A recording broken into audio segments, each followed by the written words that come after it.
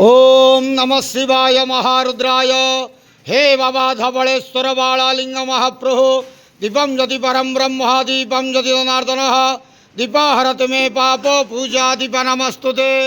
अहे धवलेश्वर बालालिंग महाप्रभु संसार सुखी रखंतु। आज शुभ शनिवार रे समस्त श्रद्धालु भक्त मान को आशीर्वाद करंतु, मनस्कामना पूर्ण करंतु, कर्म क्षेत्र उन्नति करंतु, ग्रहरिष्ट खंडन करंतु, जगतर मंगल करंतु, विश्वर कल्याण करंतु, आपणकर नाम विख्यात करंतु, सेवकर डाक श्रवण करंतु, समस्त गुआवसा भक्त मानकर मनस्कामना पूर्ण करंतु। बाबा धवलेश्वराय बालालिंगाय नमो नमः। संसार सुखी रखंतु आनंद के वार। हरि बोलो। आज शुभ शनिवार रे समस्त श्रद्धालु भक्त मान को आशीर्वाद करंतु आनंद के वार। हरि बोलो। महाप्रभु धवलेश्वराय बालालिंगाय नमो नमः।